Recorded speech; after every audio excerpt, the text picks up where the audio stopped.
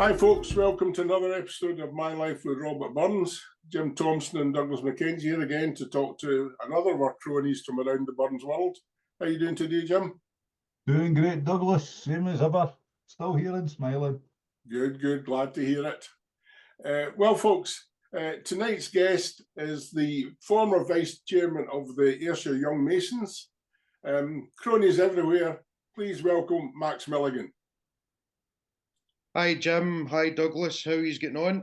Doing not bad at all, Max. We always ask the first question in this, Max, and that's simply, can you tell us a little bit about yourself, please? Certainly, I'll be delighted. So, I was born on the 29th of August 1991 at Irvine Central, as most Ayrshire babies were at that time.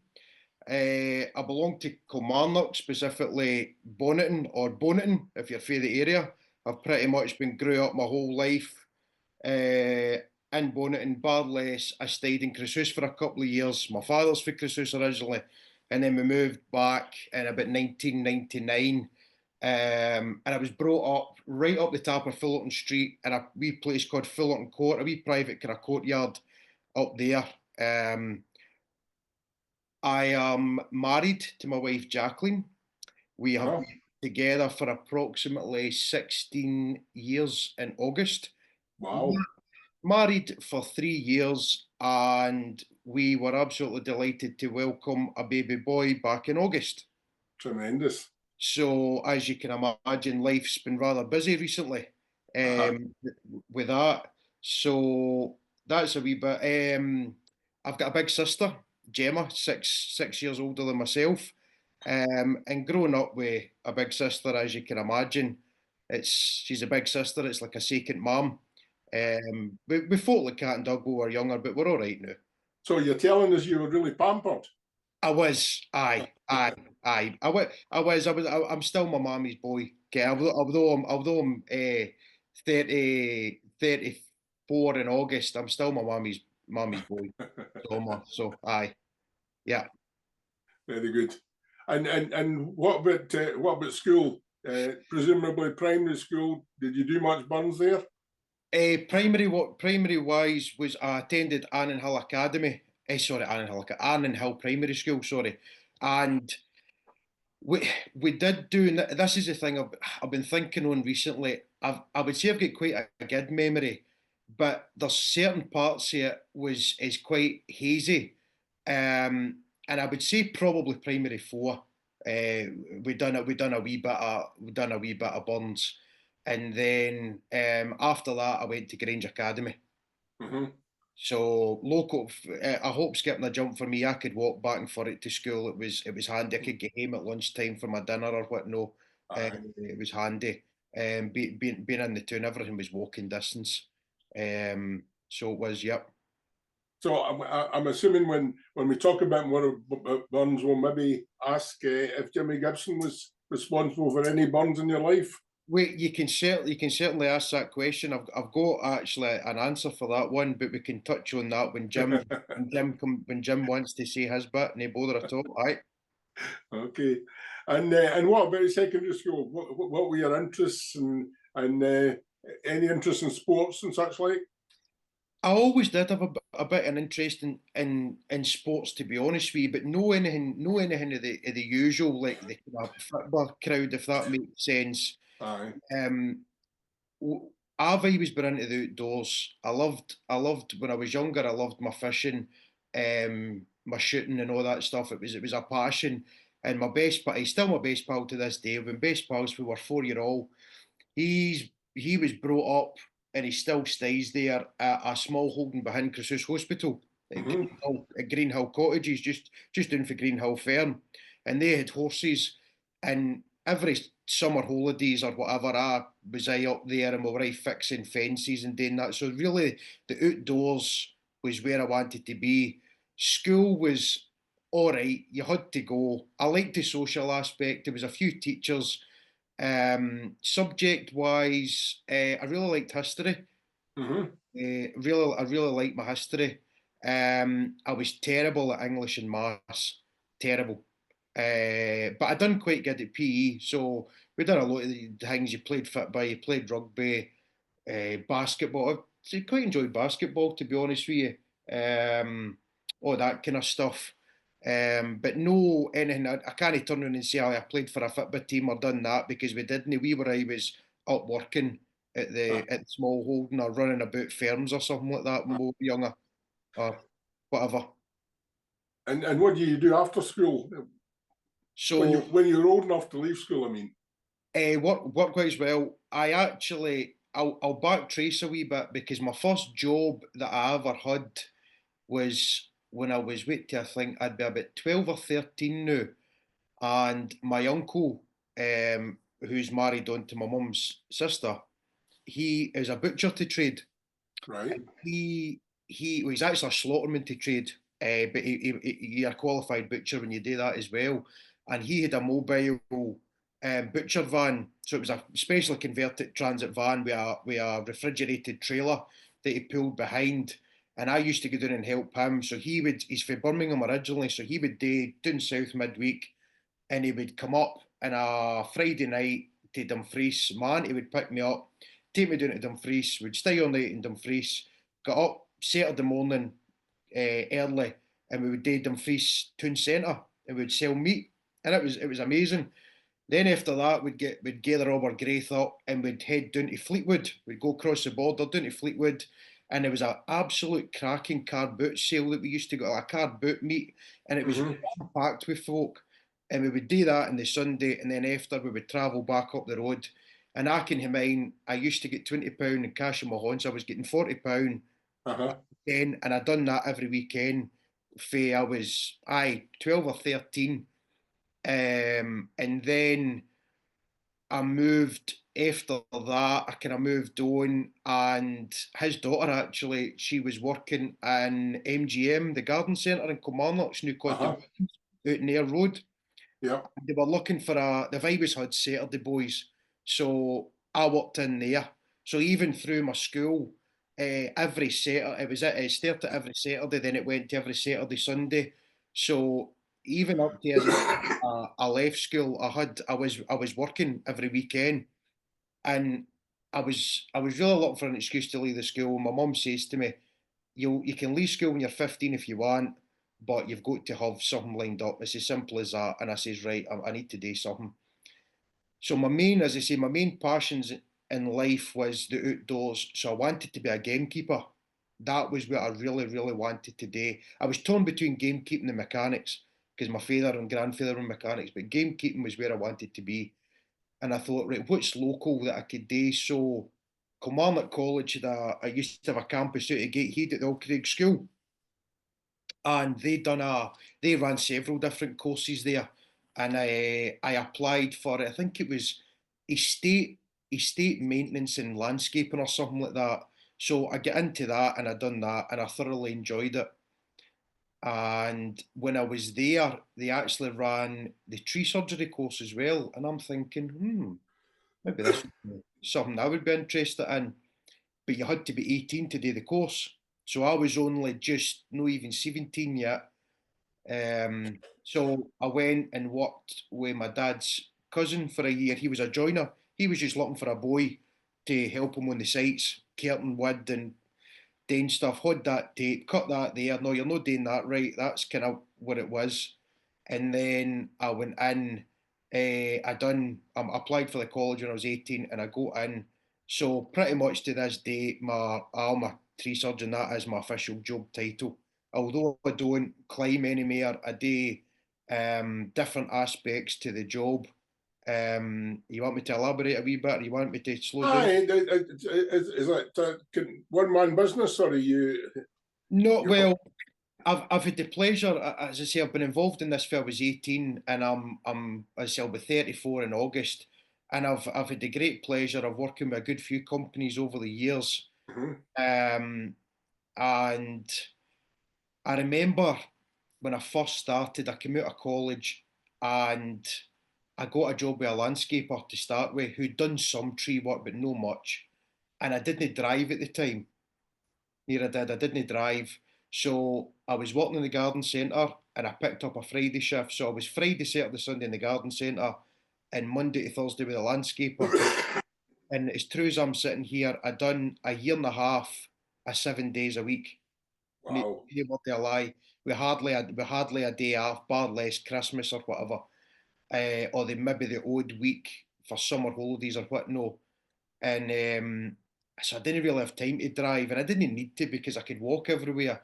But I remember I went on to a job one day with a landscaper, and there was boys cutting trees, and I says, "Ken, I've got the ticket to do that. I went and done that. I need to do that." And I says to the boys, "When I pass my test, I'm going to do that." So I push myself. I got my test, and you inquire about companies, and it's always the same. Oh, we'll come back to you. We'll do this. We'll do that, and then nothing happened. And I found a website for a guy that worked in Paisley, and I just contacted him out the blue, and I was quite shy. I'm maybe no shy now, but I was shy then, and I didn't really know what to say. And he sent an email during the day, and he phoned me at night, and he just said there was something about your name or the way you had described yourself, and he says I want to give you a trial, and I went and worked with him, and he kind of taken me under his wing, and I think I fell in with the right company at the right time. He was a one man band, but he had a couple of boys, and we were all self employed. So we Mhm. were subcontracting, but we were getting most of our work for him, and it was great because you learnt a lot. The kind of good positive attitude and the passion for the job, and I've worked in every sector. I worked in the railway sector for about 7 years, done some construction stuff. The only really sector I haven't worked in much is the power lines. Done a wee bit of kind of forestry, and then back and forward. And now I work for a big independently run tree surgery company based in Kilburn, Mhm. and it's easier just to say I'm a tree surgeon because it, there's certain parts to my job role. So effectively, I don't like saying this, but my official job title is senior supervisor. And the Mhm. reason I don't like saying it is because I don't like to think myself as any better or worse off than anybody else. So I just say I'm one of the boys. Uh, Yeah. Predominantly, what I do is operate certain specialist types of machines to do with um, tree cutting and stuff. We've got Mhm. machines, um, big tractors with cranes for moving wood and all different things, but I also do a lot of the mechanical side as well. As I said earlier, with the passion for having the mechanics taken off my dad and my grandfather. I've kind of turned that and my wee hobby into part of my working life as well, and it's a good balance because every day is different. Like the day I was fixing machines, but the other day I was out on site with the guys moving timber or going looking at jobs, just whatever needs done when it needs done. There's a lot So goes what? on. So what's the most challenging part about being a tree surgeon? You know what's the? I mean, you tend to watch these videos and things of folk felling trees or climbing up and taking big branches off and them landing safely somewhere. So what's the most difficult thing to do? I would say certainly back when I was climbing, to be a climber, you've got to have a passion for it. You definitely do. You've got to have a passion and a respect and an understanding because when you do your courses, we all get trained in aerial rescue. So if somebody's up the tree, but without sounding doer, the realization is that if you seriously injure yourself up the tree, the chances of survival is none, really, really slim. So you've got to get yourself into that mental state. And I remember my old college lecturer, an absolute gem of a man. He was an ex-marine and a farmer, and he was mid 60s when he trained me, and he was as fit as a fiddle, and he was strong as an ox. Um, Angus Tresidder was his name. He came for Calendar, and I remember Angus telling me, he says, Max, see a man or a woman that comes to me and says they're no fear for heights. He says they're a danger on sight. He says there's a respect about your job, but only it says they're fear, they're no fear for heights. So I would say probably the most challenging is you work outside in all weathers. Mhm. And no matter, I suppose, what's going on in your own life or whatever, or stresses, see what fact, see, believe it or not, dealing with the public is probably the most stressful part of the job. And I mean that but the absolute abuse and things that you get, and just a lot of stuff we do is commercial based, roadside, and you put signs out, and I don't want to target them, but cyclists, they just seem to come straight through your traffic. You're there with a machine lifting like a 2 ton section of wood or whatever, and folk just make a beeline for you. So I would say probably dealing with that and the kind of weather conditions is probably the kind of most stressful part of the job, because most of the guys that do it that are good at it enjoy it, so they don't see it as working, I dare say. I think cyclists get a bad name for a lot of things, but I'd never heard them get a bad name from tree surgeons. I was through in West Lothian on Monday, and I was in a place called B Craigs, which is a wee kind of park, and West Lothian Council have got a depot in there. And there's a private road there's a road that runs through, but it's a single track road, just enough for a car. And I was on it with the tractor and the timber crane, and the road's been shut for weeks because there's trees. So I'm loading a section of wood, and I just happened to look over my shoulder, and there's a cyclist going What Factor 5 straight down the road towards me without giving me any regard. Now, if you had went onto a road and you saw, right, there's a big tractor, there's a trailer, there's two vans, there's a chipper, there's 10 guys standing, maybe there's something going on here. No, straight through. And a lot of times people are I'm very courteous if I get it back. If I've got to wait to hold cars or let people through, if folk are nice and willing to wait, I'll stop the site and I'll say, right, come through. But if you're funny, you've had it. Let's move on and tell us a bit about Ayrshire Young Masons before we start talking about Burns. Certainly. So I get involved with the Ayrshire Young Masons. So I joined the lodge at quite a young age. I joined the lodge at 21, and I progressed up through the kind of ranks to a certain point quite quickly because I had the time to do it. But when I worked in the railway, I worked away from home predominantly for best part of 7 years. So I was up north, down south, and I had to take a step back. And then when COVID hit, the company I was working for at the time, the railway contractor, decided, well, this is an ideal time, we can pay off guys and get redundancies and whatever. So they treated us quite badly in the end up, and they ended up I ended up going back and working with the boy in Paisley, who I then had time in my hands. So I started getting about the lodge again, and I heard this. Here's Young Masons just after COVID. What's this? And I went on and I joined, and I didn't think much of it. And it was right at the beginning, and they had a wee kind of a meet and greet down at Prestwick, and I went there and I met the chairman at the time, and we got on like a house on fire because his dad is actually a forester. So we had a lot in common. He had worked in the woods before he'd went to the army and stuff like that, and bits and bobs. So it's as Stevie mentioned it as well. It's basically for guys in the lodge between the ages of like 18 and 44, or indeed if you join the lodge at any age, say you joined at 50, you're allowed in for 7 years, and it's basically to encourage the young guys to stay and give them a bit of companionship, because dare I say it, there's a lot of times the guys go in and there's quite a big age gap, as you can imagine. I mean, some of the lodges you'll go to, some of them maybe the youngest members are 60. So I've always been okay with that because I always enjoy people's company who are older than myself with life experience. But some of the guys get put off, so it's to try and keep the guys involved. We'll have so we generally do a burn supper, a sponsored walk, a charity race night, and maybe a charity degree, and a couple other things during the year. But it's just to keep the guys involved. Sounds like a great idea. It's maybe something we should be trying in the Burns world.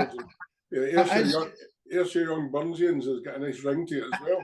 Well, do you know something? It's not the first time I've said something about myself. Actually, and it's fantastic. And we've got roughly around about 100 members, and you would think, oh, that's great. But trying to get 100 members today on anything can be difficult, and I mean that with due respect, because everybody's busy.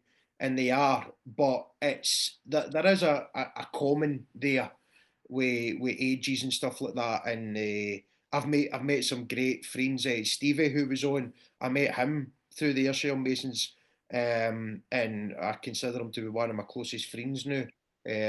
So I He was very complimentary about you as well. so I heard that.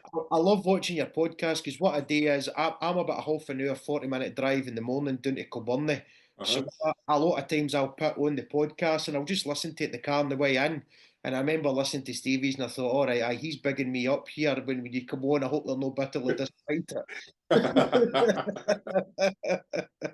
We started to hint about talking about Burns there. So yes. I'll just pass you over to Jim and we'll get into it seriously. Yeah. Okay, Jim. Thanks for that, Max. It's obviously what you said already. It starts off at Bunneton Primary. Well, aye, Annan Hill. So I reckon it would be probably primary 4.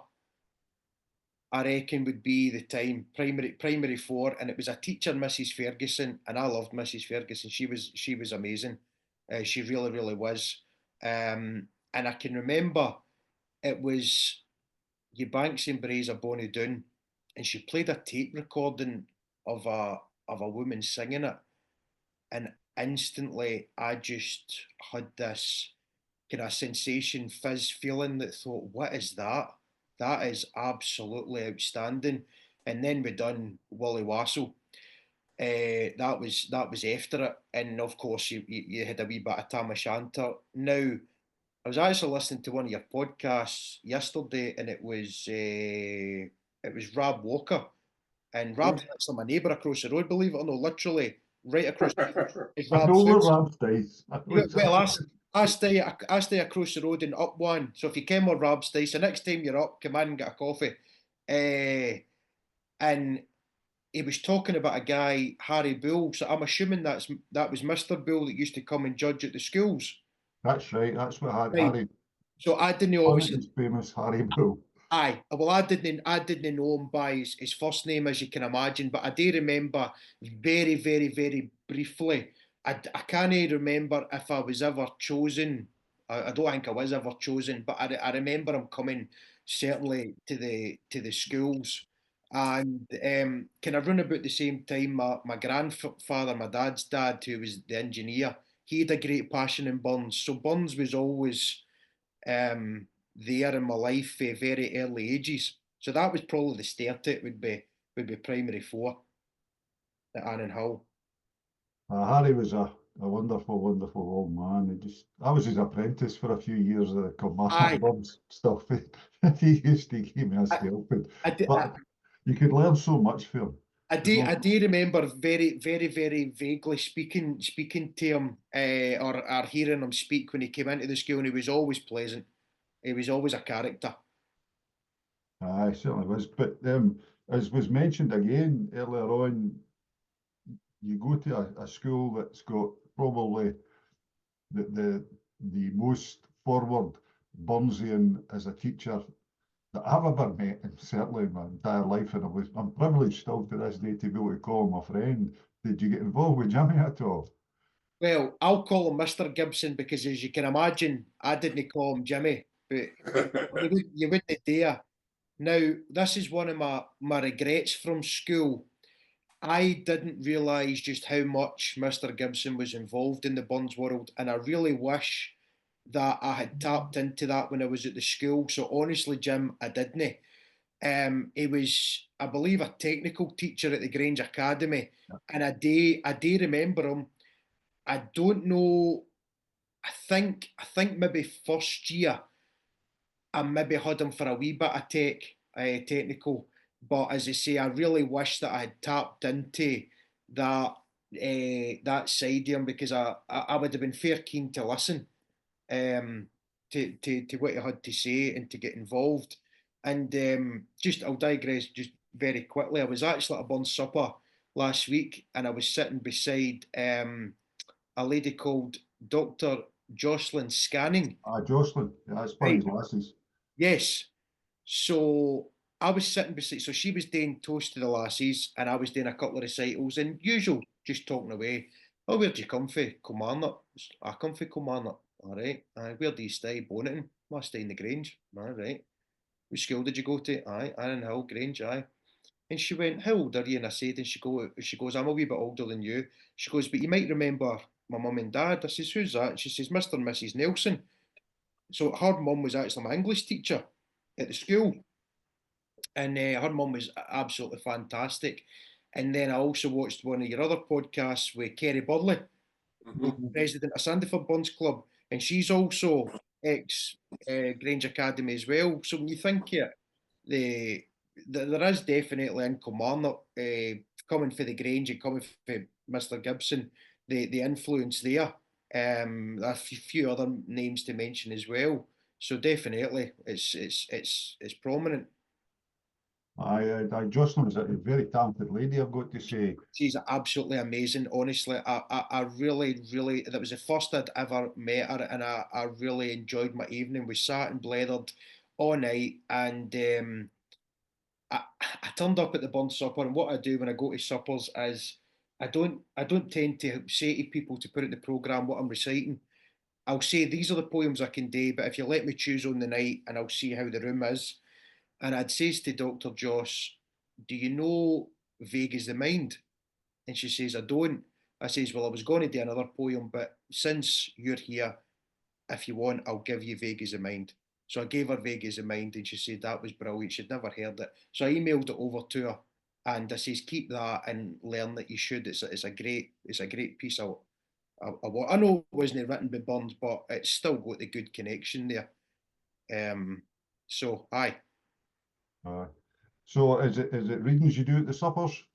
Yes, so when I first joined the lodge, I joined in October, and obviously our annual Burn Supper was in the January, and the master at the time, who was newly elected, come up to me and he says, I hear you like Robert Burns. I says, I do, Robert, aye. He says, good, because I need somebody to do the mortal memory. And I went, oh, well, hold on a minute here. He says, you'll be fine. I says, aye, right, that's fine. And then it dawned on me what I had agreed to. So luckily enough, one of the past masters in the lodge, he came to me and he says, I ken a guy that will help you. So one phone call to John Shirky. That's all I need to say. I don't need to say any more. You can. And sure enough, 2 or 3 days later, an email through for Shirky. There's an immortal memory. Take fate what you want, and what you don't want, leave out. And I went up and I done it, and it was well received. But I think I could definitely do better. I think we always need to strive to do better. It was your very generic, born 1759 in Alloway, blah blah blah. It was your usual ones that you hear, but you hear people kind of slagging that. But I'm a great believer in don't over don't overgive your audience. If it's a mixed Burn Supper and they're no looking for too heavy, don't give them too heavy. So I dare say it was all right at the time, but more recently it's just poems. So I do the first poem that I learned and recited was Epistle to a Young Friend, for the pure simple fact of reason is it's the best poem that was written, and it was an Ayrshire Young Masons Burn Supper, the first one that we'd organised. I was involved with the committee at the time, but I wasn't vice chairman. And the chairman says, "Would you mind doing a bit?" I says, "Right." And it was actually Cammy Goodald. It was watching his videos, and I says, "I need to find out about this epistle to a young friend. I need to find out about this." So I done it, and I learned it, and I done it, and then I was at another Burns supper, and it was actually a member of Newcomnock Burns Club. His name escapes me right now, but he stood up and done the Ronalds at the Bunnels. And the next day, I had it in my head that man, what is that? And I looked into it, so I learned the Ronalds at the Bunnels too. So I've got the Ronalds at the Bunnels, the Epistle to a Young Friend. I've recently done Vague as the Mind, and I do the Sons of Old Kelly, which is just a two-verser. I could probably stumble my way through Willie Wassell and Tia Moose, but that's the four I'm comfortable with, the new. And there's a wee quick story about Vague as the Mind. I went to Dundonald Lodge Burn Supper, which Wally Dick chairs, And Wally had referenced it one night in a speech that he'd done, and I says to Wally, "What is that poem?" He says, "It's vague as the mind." I says, "I want a copy of that." So he says, "Right, no bother." So the next again year, I says, "Have you got me a copy of that vague as the mind yet?" And he says, "I'll get you." And I went and sat down. He was at the top table, and I think it was Ian Farrell, I believe, shouted me up, and he had a copy of it, and he gave it to Wally, and Wally handed me it, and I went to grab it, and he wouldn't let it go. And he says, "Learn that, and come back here next year and deliver it, or you're not getting it." I says, "Right." So that was in January there, and I went and done it. And the way I see it is, if Wally Dick asks you to do something, you do it. Good Well, point. well, you've done your own intro here. Vague as the mind has got quite a nice story about it. I don't know whether you remember the story, but it's a poem that we in Newcomer Burns Club have done a few times. We did it as a jigsaw poem one night on YouTube. So I would love to hear your version of it. That would be tremendous. You want the full thing? Aye. Yes. Why not? Right, hold on. Wait till we get a wee druth.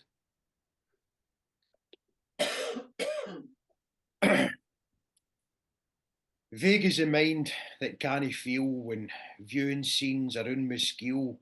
When everything I chance to see, there's something that enraptures me.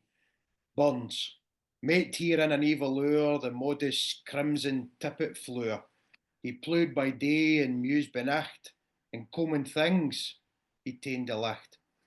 We read that as the nick wore round, he ta'en the road to Mauchline town, perchance to meet his latest fancy, or caw the crack with Pussy Nancy, or meet some farmers like himself, what had some roaring jokes to tell, sat with frothy beer and bannocks to closing times and Ognan's tannocks.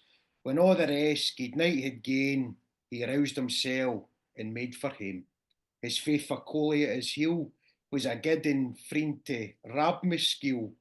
Up the road, still marking rhyme and grudging sair his wasted time. The poet rested, sair dejected, were now his monuments erected. At length he reached the old firm stead, and he climbed into his humble bed, with silent mood and apt decision, but the mastermind perceived the vision. He gied to us in fluent style, the bonny lass a Balloch mile, or what bitterness and scorn the poem man was made to mourn. He wrote about his Jean, sae bonny, or Tam O'Shanter and his crony. Tam looed him like a very brother. They had been fou for weeks together. And though he made the good folk stare by writing Holy Wally's prayer, Dr. Hornbook and his drugs, and then about the 12 wee dugs, and on a coorin' timorous moose, he even wrote about a loose that trespassed on the dainty lace afore the poet's very face. Then he bade adieu wi' money a sigh, his brethren oh the mystic tie, where his prospects for his future sma', good nicht and joy to be wi' all. Then he left the coast for bleak Dumfries, while there his troubles did increase, contrary to all expectation. It proved a ruinous speculation, a disappointed man at times with life, responsible for wains and wife, but nae worldly gear to him was gien, but worn out and died at 37. But the lad that ince was born in Kyle was laid to rest in pompous style, and o'er his grave they placed a screed that common people canna read. But while the purple heather grows, and while the Afton water flows, each year his memory we will propose to our illustrious Robert Burns. Well done. Thank you. Excellent, excellent, well delivered. Aye, it's a good poem. I'm just looking down the list there. Shirky, Wally Dick, Ian, Jimmy Gibson, Harry Bull. You've got a lot of Ayrshire power loaders there in terms of Burnsians. Have you ever thought of joining a Burns Club if you're not a member? Believe it or not, I believe I'm in the process, or I am a member of Newcombe Burns Club, and I'll tell you why. Wally had asked me, yes, what I had always said to Wally, and I felt bad. So I'd said to Wally for a wee while, well, I want to come to Newcombe Burns Club on supper. I says, because I've had the pleasure of spending a few nights with Wally. And he asked me last year, and I says, Wally, I can't the night. I said, typical of us, I can't that night. I've got something else on. So he says to me this year, so obviously your burn supper was meant to be on the 24th. To be fair, I probably would have been struggling because at that precise moment in time, I was sitting in a tractor with a crane in Inverclyde clearing trees off a road. That weekend was absolutely horrendous. It's like exactly what I said. Burns wasn't lying when he says, "'Twas in a blast of January wind blew Hansel in and Robin." So I believe I paid my money to your, I think it was to your treasurer or whoever sent me the letter. So I believe that I'm a paid up member. I've not heard anything else back yet, but we'll make sure that happens, and aye, and look forward to meeting you at I think the supper's rearranged for the 28th of March. right, 20th okay. of March. Aye, that's good. But I'm also a member of the AMBA, the Ayrshire Masonic Burns Association, which Billy Niven, Joke Shirky, all the Gavin Barry, all the guys. I joined that last year, and they're quite unique because they hold their Burns Supper in July, and it's the closest date to the 4th of July because I hope this is right. The 4th of July, that was when Robert Burns was made a Mason. So they always had their Burns suppers in July. So technically I'll be a member of two. We interviewed Niven and Shirky together on this. That was a mistake. Fantastic. Utterly. I've had the pleasure of witnessing the two of them, and the thing I like about the guys is the Amber Burn Supper specifically. It's held in and obviously the social club at Turbout. You've got the big hall, and you've got the wee social club bit through the side, and it's very much casual.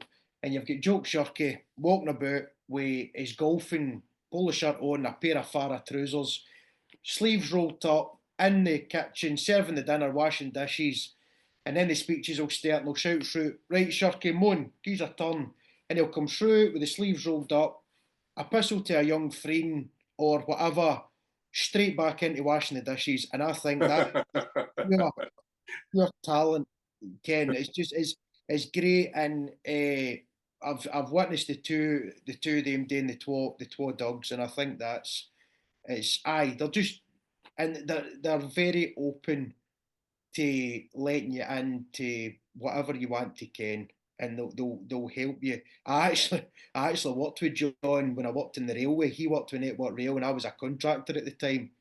And he got an offer slagging the boys were saying on him that he worked with because he was a bit dittery. So there was a few funny stories about John, but absolute tremendous guys, good bunsies. I was worried you were going to go too far there.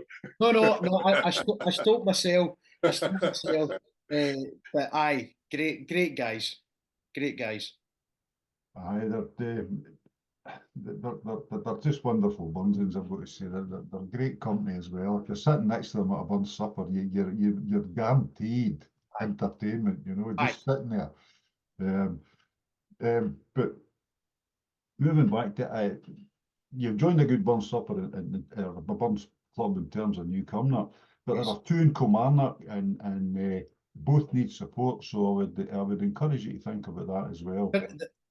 Absolutely, Jim. And the simple fact reason is probably either no knowing the right person or just know the right time.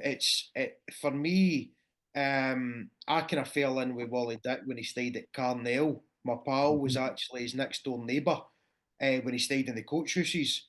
And we got talking to him, and you're in the lodge, I'm in the lodge. And he said, I'll take you down to a meeting at Sanka. And it wasn't till the programme was on the telly that you saw Wally. And I'm sitting one day and I'm going, hold on a minute here. It's Tommy's neighbour. Because he never mentioned, but he's very modest. He wouldn't mention much about it. But what an absolute gem of a guy! And starting to, and then when he started cheering the Dundonald Lodge Burn Supper after the gentleman that used to do it sadly passed away, and he'd taken on the chalice of it. So I had been going to that supper for years anyway. So through him, and then as I said, what Burns Club you in? On you come not? And I said, oh well, that was it. That was an easy one. So that was it. But absolutely. Listen, we don't mind you bigging up all these folk you've been mentioning so far, but just, Wally Dick, just go easy on him, because the poor boy gets too many compliments. Well, Oh, dear. I'll tell you, I think I wouldn't say he'd done this as a test. That's a lie. It's not a test. He phones me up by November time. He says, what you doing on I think it was I can't remember the date, a couple of weekends ago. I says, I am free. He says, good, good. He says, Neilston Lodge is looking for somebody to go and do a couple of poems. I says, that's good. You going too? He says, no, that's why you're going, because I'm not going. Right, that's how we're playing it. Right. But Wally's good because I think sometimes I need a wee push. Once I get started, I'm fine, but everybody needs a wee push. And I think to get the kind of younger folk involved, sometimes we just need a wee door to open or a wee push in the right direction, and then we're away. There's no stopping us. Very good. Going Well, back I mean, to on you go, Jim, sorry. well, just saying, go back to your readings. Have you any ambitions to do some of the longer ones? I do. I actually do. I thought about that. So I was. I had the absolute privilege, as I say, I was at Neilston, but I had the absolute privilege and honour of speaking at Turbolton Social Club supper last Saturday night. And I thought to myself, the master at the time, the master, sorry, Alec had said to me, I'd seen that there was, I don't know if you would have heard of Cochrane Gourley, no doubt. Right. So Cochrane was there, and he's the type of guy, he's sitting in the body of the hall, and he'll stand up and give you the quarter Saturday night, or only one of the bigger poems. And I says, right, I want to kind of broaden myself. So I particularly like the Lepre correspondence. I really like that, particularly the third epistle to John Lepre. I like that. Kind of running in line with the epistle to a young friend. I like the infantry. Aye. It's quite a difficult poem, that, though. It is, and I was reading that because it kind of the way it kind of longs and jumps about, but no been big headed. The epistle to a young friend isn't the easiest one to learn, where they kind of jumping about back and forward, but probably work towards Tam O'Shanter usual, but I reckon I'll start. I think the epistle to Davy is probably where I'll start, and then Stevie Boland's got this great notion of me and him doing the twa dogs, which we need to try and knuckle down and get. So I think that'll be something to kind of broaden and get, because I think you need to keep something else up your sleeve, because if you turn up to a supper and somebody else is reciting what you want to recite, or indeed they mention it in their immortal memory, you don't want to tell the same folk the same story twice, kind of thing. I mean, you're talking there about poems for two, and you're never across the road. I'll keep you right, because he's doing them all the time. I know. I actually had the pleasure of witnessing that last year. So I walked out my front door, and Rab walked out his front door, and we both looked at each other. And he got into his car, and I got into my car, and we goes out to Hurlfoot, and we goes out and he goes in, and I'm like, "Oh, you're performing the night, aye." So he done Death and Doctor Hornbook. I think he done the Epistle to Davy as well. But I've watched him. I watched him on YouTube doing the whole affair. I mean, wow. But I know. So don't worry. I'll be champing at Rab's door. Him and Roger do the two dogs together, and it's an excellent poem to do with two. Obviously. Yes, it breaks it up. And they do the famous Boughton poem is Dave and Dr. Hornbook, obviously, as a duo as well. Aye, it's fantastic, but it's getting somebody that you can do because when I was younger, none of my friends were into it, so I was kind of lonely that way. Nobody was into it at all. Very, very. I can't think of anybody that I was close or pal with had any vague interest in it at all. Into Burns, which is sad, really, because I genuinely believe that everything you ever want to ken about life or fin, you'll fin it in Burns. Douglas, you were going to ask something? I was just going to say that the Epistle to Davy would be a great one to learn.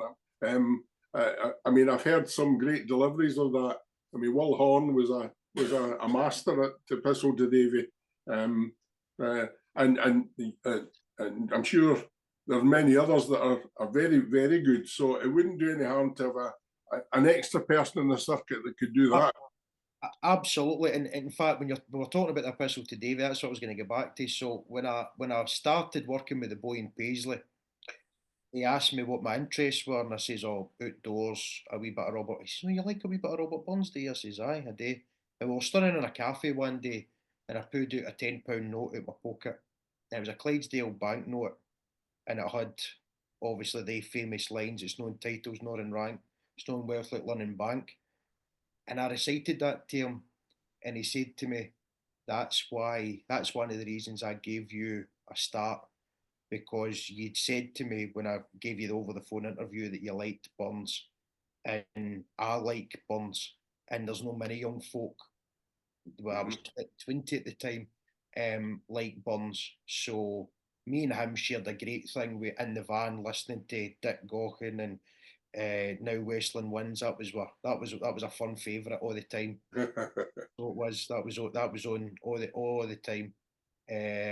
So, but with him being born in Newcastle but been brought up in Fife, he didn't have as quite a closer connection and have the kind of twang or accent that I've got.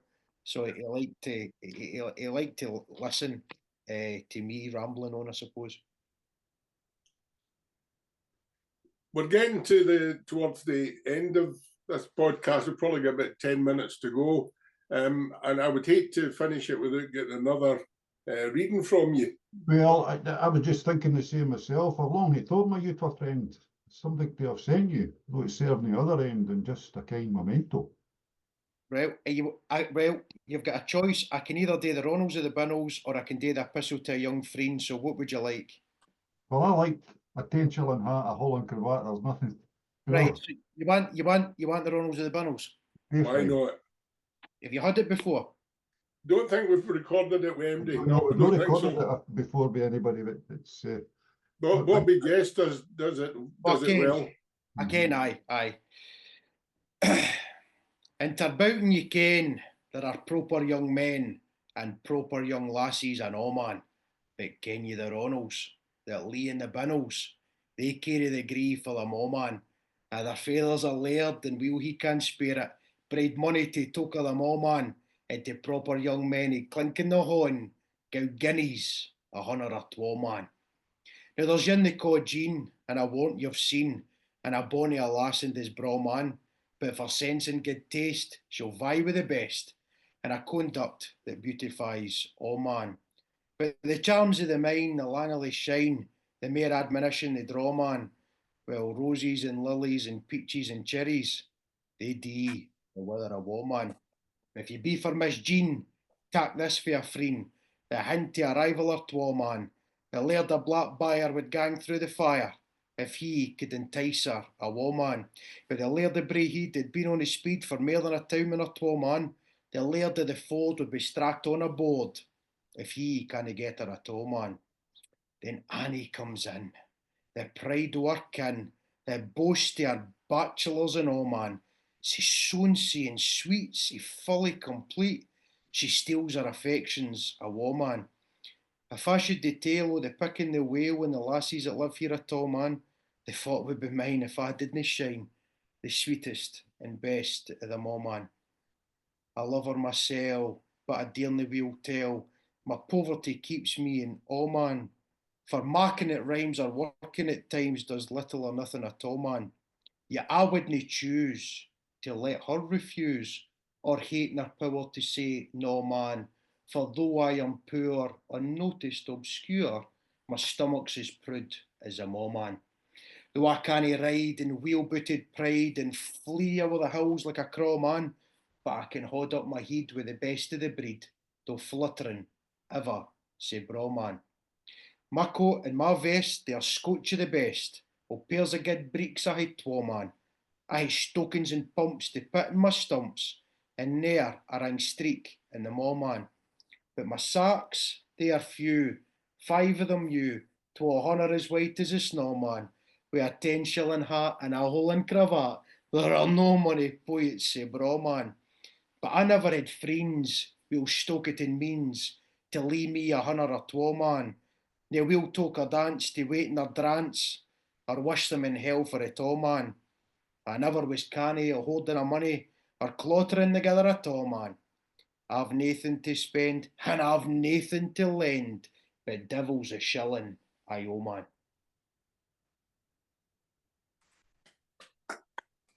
Thank you.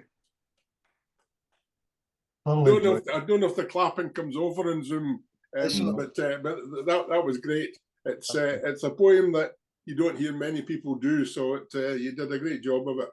You're right, and that's kind of why I kind of like to do the poems that you don't hear all the time. But you definitely do, because when you go to a supper, everybody wants Holy Wally's prayer, Epistle to Davy or something. So I need to get into that wee circle too. Yeah. Well, without seeming greedy, you mentioned that you had a wee poem that you do as well. So could we tag that on at the end of this? Aye, if you want, aye. So I do the. It's called the Sons of Old Kelly. Mm-hmm. It's sometimes referred to as a Masonic song, and it was Burns wrote this for the master at the time, Willie Parker, and it's just a wee wee 2 verses. And Well, that'd be quite appropriate because your pal Stephen did a wee Masonic thing at the end of his as well, so that would be appropriate. I like, if I'm going to a Masonic Burn supper, I like to finish up with it. So it's, ye sons of Old Killie, assembled by Willie to follow the noble vocation. Your thrifty old mother has scared such another to sit in that honoured station. But I've little to say, but only to pray, as praying's a turn of your fashion. A prayer from the muse you well may excuse till seldom her favourite passion. O ye powers wha preside o'er the wind and the tide, who mark each element's border, who formed this fame with beneficent aim, whose sovereign statue is order, within this dear mansion may wayward contention or worthy envy near enter, may secrecy around by the mystical bound, and brotherly love be the centre. Fun. Well done. Thank you. So that was a great way to finish off, Jim. Have we got any other questions for Max before we close? No, really, I'd just like to thank him for some really, really good readings. It's a joy to sit and listen to a good reader, and I've been fortunate in my life to listen to some of the best, and you're surely going to be there at some point in time, I've got to say. Well, that's kind words, and can I just say, from my point of view, I'm absolutely honoured and delighted that I was asked to do this. When Wally asked me, he says, "Would you like to do it?" And I says, "Aye, I would love to. I would be honoured," and I genuinely and I just hope that anybody goes on and sees this and picks up a Burns book, or there's the material you can get online. I know we're kind of coming to an end, but I'll just tell you very quickly. I struggled a lot with reading when I was younger, and I still do through to my dyslexia. And I really had a troubled time at school because of it, specifically in the early days. So how I learn my poems is I need somebody to speak it, and if I hear somebody speaking it, I can remember it better. So BBC Arts on to Robert Burns, all the famous Scottish people doing it, and that's how I do it. Or if somebody else has said it, that's effectively. I would struggle. I've got the Burns book beside me, and I'm getting better, but I would probably struggle to open the book for one that I've not read before and take it in. I would just glance. It would just wash over the top of me. But when somebody speaks it and explains it, it's there. That's the foundation. Well, Max, I think from our point of view, it's been great that you young guys and there's many others out there are so inspiring in your attitude to Burns and how much committed you are to getting to know about the man and his life and works. And I'd really just like to thank you for coming along and telling us about your life with Robert Burns. Thanks very much. Thank you. It was a pleasure, gentlemen. Pleasure.